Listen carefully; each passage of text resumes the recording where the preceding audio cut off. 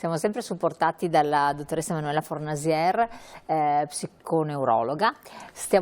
Neuropsicologa, brava. Allora, stavamo chiacchierando fuori onda una cosa che secondo me è molto interessante, perché riguarda molti di voi che ci seguite, che deve essere coinvolta, abbiamo visto il corpo insegnante, la maestra, tutto, la famiglia, ma la famiglia in senso lato, sia perché adesso parliamo di famiglie anche estese, dove magari ci possono essere anche i genitori separati, dove si creano altre famiglie collegate, e poi ci sono i nonni che hanno un ruolo molto importante, perché tanto è vero che molti di questi bambini, non trovando spazio adeguato negli asili, perché non si riescono a inserire a volte così, i nonni li gestiscono. Ma che cosa dovrebbero sapere i nonni? Che a volte sono anche neanche tanto anziani, possono essere anche nonni abbastanza giovani, però ci sono. Sì, allora, sì, al di là poi diciamo comunque della scuola, no? Che molto spesso, soprattutto le scuole materne, le scuole d'infanzia, scusate, e le scuole primarie comunque sono ben preparate, però i genitori lavorano, quindi poi i bambini anche nel post scuola spesso sono dai nonni.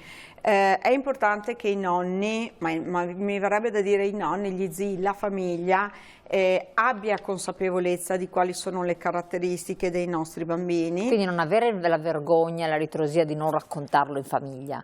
Assolutamente no, a me verrebbe non avere la vergogna appunto, nel senso che è importante condividere con l'ambiente sociale le fragilità, al di là appunto, ripeto, dell'etichetta linguistica, no? Perché la parola diagnosi di per sé fa paura, ma caratteristiche è un po' diverso e fragilità anche.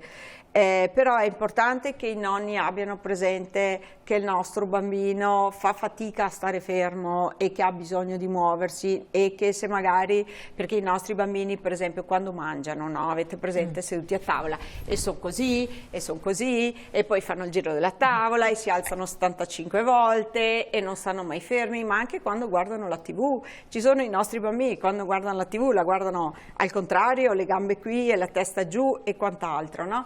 Allora, se io ho in mente che il mio bambino sta facendo fatica e non può controllare quell'aspetto motorio in modo volontario, ragiono in un modo. Se invece non ce l'ho in mente, perché magari ho una, come dire, educazione un po' più rigida, perché ho in mente che a tavola bisogna stare come i lord inglesi e quant'altro, allora lì poi si va allo scontro, perché sto chiedendo al mio bambino una cosa che lui non può fare, non che non vuole fare, che non può. Ecco, ricordiamoci, qua siamo in presenza di un problema, di una patologia, non il bambino maleducato, cioè che magari è normalissimo, soltanto che non vuole ascoltare regole o non lo si educa a un certo comportamento, chi ha un problema. Esatto, stiamo parlando di una fragilità importante, che però viene scambiata per maleducazione o per incapacità dei genitori. Allora provate a avere in mente, no, che il pranzo di Natale, quindi c'è la nostra famiglia con Giacomino e poi c'è il cugino perfetto, perché c'è sempre un cugino perfetto. Il pranzo di Natale per i nostri genitori è un incubo. Perché? Perché i nostri bambini vanno in sovraeccitazione, un momento bellissimo, però loro vanno in crash, quindi possono avere una difficoltà comportamentale legata all'ipereccitazione, perché avendo una disregolazione anche di tipo emotivo fanno fatica a controllarsi. Quindi spesso tutti quei momenti anche un po' di festa a volte vengono, passatemi il termine, rovinati, no, dal fatto appunto che c'è un'attivazione troppo alta e c'è un giudizio, e allora mamma e papà non sono riusciti a educarlo, guarda Filippo quanto è bravo, ok. Avere una chiave di lettura, io dico avere degli occhiali diversi con i quali vediamo Giacomino, e quindi vedere Giacomino nei suoi punti di forza ma anche nelle sue fragilità ci aiuta ad accompagnarlo. Quindi se c'è un'ipereccitazione abbasseremo un pochino il tono emotivo, no? E struttureremo il pranzo, non potrà essere troppo lungo, troveremo dei momenti di decantazione. Sono tutte strategie che possiamo utilizzare e che ci permettono di vivere anche dei momenti sereni. Le nostre famiglie sono tanto isolate, tanto. Assolutamente, ma quindi anche qui tutta la famiglia, se coinvolta i nonni che magari possono avere a che fare, che sono una generazione diversa, devono essere messi a conoscenza e dovrebbero forse partecipare anche a se stanno a contatto con i bambini, ovviamente se li vedono una volta al mese, penso che sia anche relativo, per riuscire a dare un aiuto, un apporto, un supporto importante, no? Sì. È così, avviene? Allora, è così la teoria, la pratica funziona un po' diversamente, nel senso che così nell'intervento multimodale, no, tradizionalmente si lavora con la famiglia, parent training e poi con la scuola.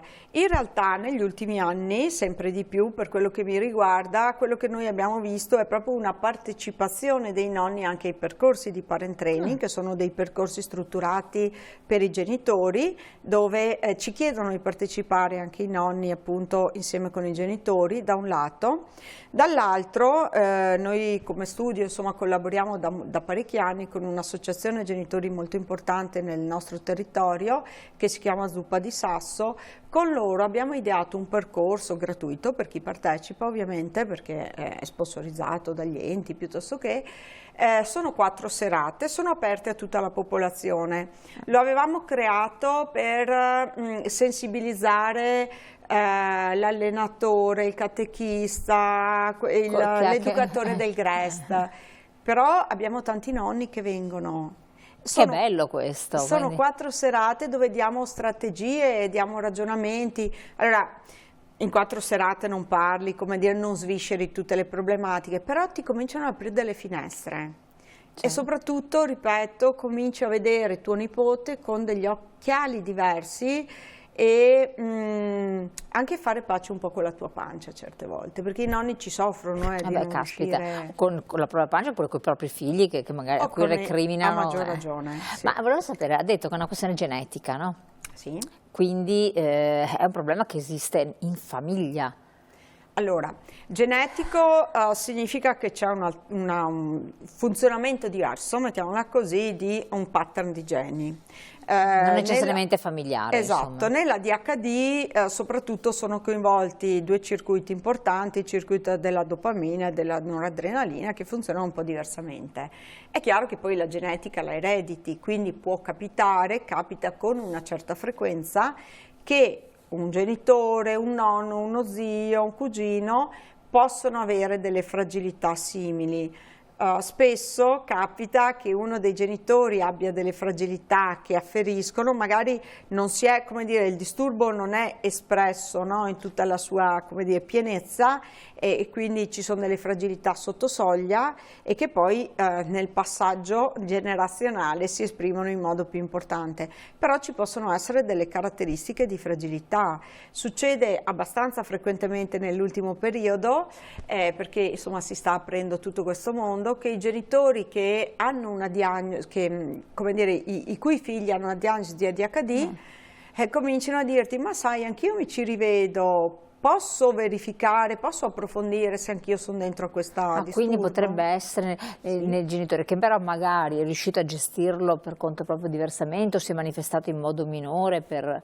Il mio prof ha avuto la diagnosi a 50 anni, Mamma mia. Prima si è laureato, ha fatto tutti i suoi percorsi, è docente eccezionale. Andate a chiedergli però qual è stata la sofferenza che lui ha vissuto nei suoi anni, nella sua infanzia, nella sua adolescenza, nella sua università e dopo. È vero che lui in qualche modo si è compensato. Cioè con una forza di volontà eccezionale allora. Assolutamente, quindi... ma chiedetegli cosa gli è costato. È lì che noi interveniamo. Poi, come dire, c'è chi si compensa, sia meno caro. Esatto, c'è chi si compensa e chi non si compensa e quello è, diciamo, il caso peggiore, no? Perché poi si rischia di andare verso, come dire, un'età adulta non funzionante, problematica. Però anche per chi si compensa, chiediamoci che cosa gli è costato. Noi adesso abbiamo tante cose, sappiamo tanto, abbiamo tante strategie, tante tecniche cognitivo-comportamentali, tanti supporti per poter evitare un pochino di quella sofferenza. È qui che facciamo la differenza. Infatti, ma c'è nell'adulto, quindi la persona magari si rende conto, ma nell'adulto che miglioramento ci può essere? Che ormai ha già, che in qualche modo si sono incardinati i meccanismi, si sono consolidati, cioè riesce a migliorare, insomma, ad uscire dalla difficoltà? Allora, io ve la racconto vi racconto una storia. Ho un ragazzino di 11 anni al quale faccio diagnosi di ADHD disattento, perché poi ci sono dei sottotipi. Comincio a lavorare con questo ragazzino, famiglia eccezionale.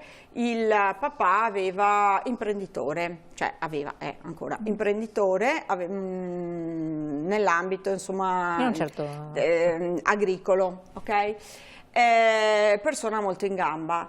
La mamma si occupava in questa azienda di fare la parte commerciale, amministrativa e quant'altro, e quindi papà gestiva tutta la parte più pratica.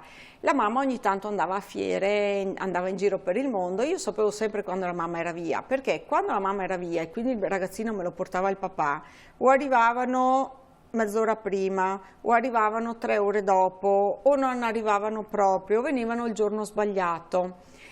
C'erano proprio delle difficoltà funzionali, no, legate alla gestione. Tu vedevi le note a scuola che aumentavano perché Giacomino non aveva portato la cartella, lo zaino, la sacca, la borsetta di tecnologia, sempre quando c'era a casa il papà. Ad un certo punto papà fa: ma sai che secondo me io mi ci rivedo tanto nelle sue difficoltà, ed effettivamente anche il papà era dentro a questo. Papà un giorno mi ha detto: sai, io quando avevo 14 anni, ho finito la terza media, avrei voluto continuare ad andare a scuola, ma mi hanno detto che non era il mio di andare a lavorare. Se all'epoca avessi avuto la diagnosi, forse avrei potuto avere degli strumenti per continuare a studiare. Per lui quella è stata una fonte di grossa sofferenza. Il papà si è sempre ritenuto stupido, e ripeto, persona brillante, Una volta che ha avuto la diagnosi, che insomma ha fatto pace con se stesso. Poi abbiamo lavorato anche per dargli degli strumenti compensativi. Lui si era compensato con la moglie lo aveva compensato. Certo, con un'altra persona che faceva quello che lui non era in grado di assolvere. Però al di là di quello, la sua ferita dentro era grossa. Ha fatto proprio pace con se stesso. Poi da lì chiaramente ci si ragiona in base alle difficoltà di ciascuno. Certo, quindi sostanzialmente strategie, rendersi conto, essere consapevoli che ci può essere un problema per intervenire, per rendere più semplice la vita di queste persone. Esatto. L'adolescente, e qui entriamo in un altro capitolo, perché finché è bambino ancora, ma gli adolescenti sono anche di difficile diagnosi sotto certi profili, perché sono diversi da quelli che dall'adolescente che è il proprio genitore, perché possono avere appunto questi eccessi di ira che rientrano nell'adolescenza, ma fino a in che termini, quanto questi comportamenti possono anche veramente danneggiarli, perché c'è anche questo aspetto qui, quanto si possono poi andare a ingenerare anche delle forme di bullismo, di subire bullismo, oppure di essere coloro che bullizzano altri perché hanno questo carattere particolarmente particolare, ecco, dai. Sì, allora diciamo che i sintomi cardine della DHD, iperattività, impulsività e disattenzione, sono prevalenti soprattutto nei bambini. In adolescenza il problema si complica, perché sennò non ci divertiamo, e subentra in modo importante il deficit di funzioni esecutive, quindi difficoltà di pianificazione, di organizzazione, di problem solving, di memoria di lavoro, di vigilanza, di switching, di passare velocemente da un compito all'altro. Provate a immaginare che dovrebbero svilupparsi in questa età. Che si sviluppano proprio a partire dall'adolescenza, perché fanno parte, diciamo, delle ultime funzioni, no? Che si sviluppano nel nostro cervello e che poi ci servono in tutta l'adolescenza, ma in tutta l'età adulta, perché le usiamo tutti i giorni.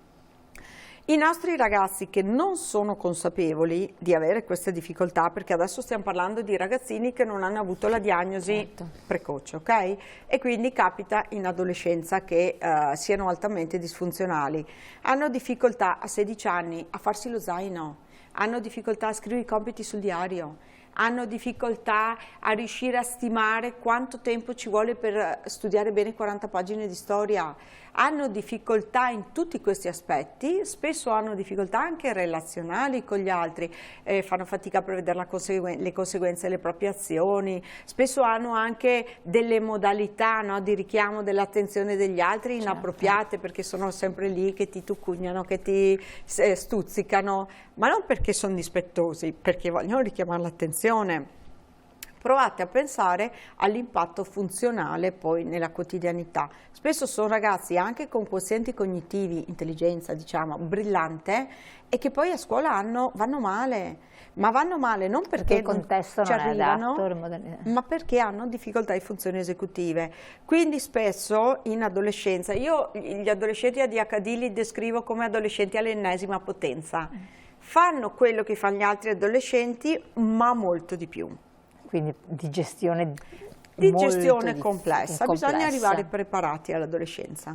Ecco, quali possono essere le degenerazioni? Perché appunto voi ne seguite come studio tantissimi, sì. E che cosa, perché in base a quello che lei racconta, io credo che anche chi ci ascolta può ritrovarsi o ritrovare situazioni che vive, che ha vissuto, di persone che gli possono essere vicine, quindi può dare anche una mano dicendo guarda che ne ha parlato la dottoressa, se ne può venire fuori, si può trovare un aiuto. E quindi quali sono le degenerazioni che si riscontrano in questi ragazzini? Allora, spesso i ragazzini che hanno questo disturbo hanno anche delle comorbilità, significa che hanno anche altri disturbi, spesso con una percentuale molto elevata, insomma abbiamo anche in comorbilità il disturbo oppositivo provocatorio, che è quello che irrita tanto gli adulti, no? Quelli che ti rispondono male, che non riescono a mediare la risposta e quant'altro. Quindi è un disturbo questo? È un disturbo, cioè se è un disturbo, se perché ovviamente esatto, bisogna dipende. sempre ragionare in termini di differenziazione, no? Da certo. L'adolescenza tipica, ecco, passatemi il termine.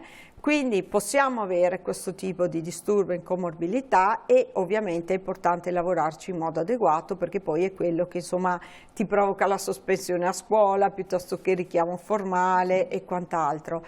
C'è una percentuale di ragazzi che lungo il continuum ha anche un disturbo della condotta, e questo è il disturbo più pericoloso, diciamo, perché è quello che poi, se non se ne esce, nella prospettiva di vita, poi in età adulta ti può portare a disturbo antisociale, piuttosto che a comportamenti delinquenziali, piuttosto che ad abuso di sostanze e quant'altro.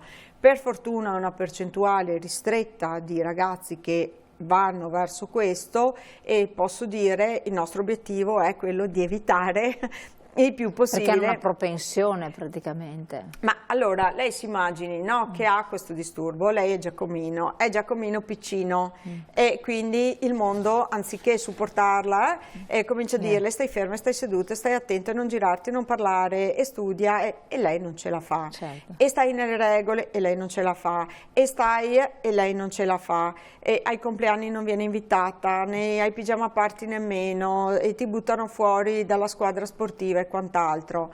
Come cresci? Cresci positivo, sei arrabbiato con tutti, certo, c'hai questo tono dell'umore, no, molto altalenante, che è legato proprio a un ambiente che non ti capisce, deficit di autostima, di autoefficacia, no, immagine negativa di sé. Chiaramente nel corso del tempo io Giacomino ho bisogno di avere rapporti con gli altri, soprattutto in adolescenza. Chi è che mi accoglie? I gruppi devianti. Paradossalmente i gruppi devianti sono quelli più inclusivi di tutti, perché insomma abbiamo tutti qualche rogna, e quindi il rischio è di andare verso il gruppo deviante perché è l'unico che mi accoglie. Certo. Ed è lì poi che è pericoloso, quindi lavorare per evitare, no, anche questo possibile percorso. Esatto. Noi abbiamo tanti ragazzi che fanno fatica ad andare a scuola, cioè alla scuola superiore, alla secondaria, non ci vanno, e quindi fanno molta fatica, abbandonano, l'abbandono scolastico è una cosa molto frequente, sì. E quindi capite che poi i rischi possono diventare veramente tanti, quindi è importante lavorarci bene prima possibile. Infatti, su segnalazione della scuola, quindi si può intervenire, ma soprattutto della famiglia. Allora, noi interveniamo quando sono i genitori che si attivano, esatto. Però i genitori spesso i primi campanelli di allarme li ricevono dalla scuola. Certo, e se questi non avvengono e la persona non c'è nulla che possa intervenire, non dico automaticamente, però insomma dare un supporto, c'è qualcosa che è istituzionalizzato o no?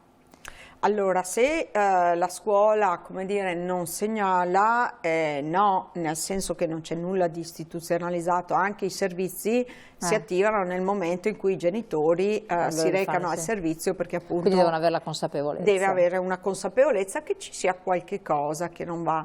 Allora, molto spesso capita, sempre con questa associazione, oltre a quel percorso lì, noi facciamo molte serate così divulgative, proprio per far conoscere queste fragilità a una popolazione ampia, e molto spesso in quella sede genitori cominciano a farsi qualche domanda e dicono però mio figlio ha questa difficoltà, mio figlio ha preso tante note, mio figlio fa fatica a, e quindi magari poi lì ci si pongono alcuni interrogativi e vale sempre la pena, quando hai un dubbio, approfondire. Certo, ne sto pensando però alle fasce di popolazione molto fragili, più emarginate, culturalmente non elevate, dove la famiglia è strutturata in un certo modo, non c'è neanche l'opportunità e la capacità di mettersi in discussione, perché adesso noi stiamo raccontando queste cose, lei è bravissima, lo fa anche in modo molto più semplice facendo degli esempi, però io provo a immaginare chi non si sofferma neanche, perché non ha neanche la voglia di stare a sentire queste cose, e quello è l'altro discorso,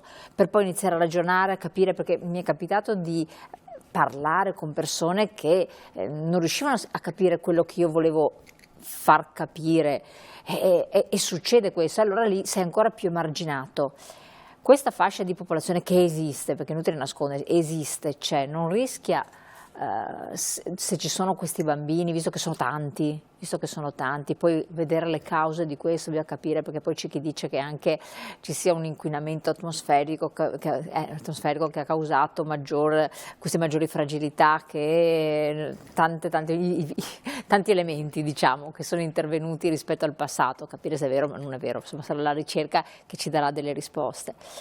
Però raggiungere queste persone qui sarebbe importante. Sì, sono d'accordissimo. È chiaro che, come dire, quando ci sono degli ambienti a rischio, fai fatica a capire se il disturbo è neurobiologico oppure poi se c'è una fragilità ambientale. Cioè, se io piccinino cresco in un ambiente che è totalmente destrutturato, che il caregiver, i genitori, insomma la famiglia, non c'è... come dire, sviluppo delle strategie, passatemi in termini di sopravvivenza, la metto così, che possono avere degli esiti simili, certo. Però chiaramente il problema poi è da un'altra parte. Secondo me è importante intervenire sia in questo che in quello. Ecco, un'altra cosa, se un genitore sa di avere questo problema e pensa di avere un figlio, rischia che il figlio abbia le stesse problematiche, quindi può già a monte dire cerchiamo di capire come si manifesta la personalità del bambino e intervenire subito, oppure non è detto, o c'è anche in famiglia lo zio, la zia, c'è qualche cosa che ci dà delle indicazioni? Allora, partiamo dal presupposto, prima di tutto, che i nostri ragazzini, i nostri bambini, i nostri ragazzi hanno delle fragilità, ma hanno anche tantissimi punti di forza, quindi partiamo da questo, non è tutto negativo, ok? Perché poi non vorrei che possa essere messaggi sbagliati. Io i miei Giacomini non li cambierei con nessuno al mondo, certo che li aiutiamo a compensare le fragilità, ma veramente hanno delle abilità che come dire, le cose positive, mettiamola così, sono tante. È chiaro che se io sono un genitore che so di avere questa fragilità e ho un bambino, ovviamente, e quindi sono già consapevole di questa fragilità, avrò già anche gli strumenti per poter mettere in atto quelle compensazioni anche ambientali che possono aiutare mio figlio a regolarsi meglio. Non è che avere la DHD sia, appunto, ripeto, tutto negativo. Certo. Sono creativi, hanno un pensiero divergente, trovano delle soluzioni ai quali altri non arriverebbero. Però bisogna aiutarli sostanzialmente. Però è importante che le parti negative, diciamo, dell'impatto funzionale vengano compensate. Ultima cosa, siamo in chiusura. Per quanto tempo un bambino deve essere seguito? Ma guardate, i trattamenti in realtà sono un life span. Che cosa vuol dire? Che ad ogni età ci sono, come dire, delle necessità che vanno strutturate e quindi si parte dai trattamenti autoregolativi per l'attenzione, per quello che è, poi andiamo al supporto scolastico, al tutoraggio magari alla scuola superiore, a volte all'accompagnamento all'università. Fintanto che insomma la persona non ha preso le modalità. Fino a quando, esatto, chi più, chi meno, non è che l'adulto lo vedi una volta alla settimana come il bambino, ma magari una volta ogni mese o 2 mesi, una messa a punto, dipende poi dalle situazioni delle persone. Dottoressa, grazie mille, ci ha aperto un mondo che è molto importante conoscere assolutamente, essere sensibili proprio per comprendere anche, imparare anche a relazionarsi, perché poi questo diventa molto importante, o capire che in presenza di certi sintomi, nel dubbio, è meglio andare da persone esperte che possono chiarire la situazione e magari venire incontro, aiutare, evitare che la vita diventi sempre più complicata, già complicata lo è per tutti. Grazie molte cari telespettatori, siamo giunti quindi al termine, io vi ringrazio, vi saluto, restate naturalmente con noi e ci vediamo presto. Buona serata. Grazie.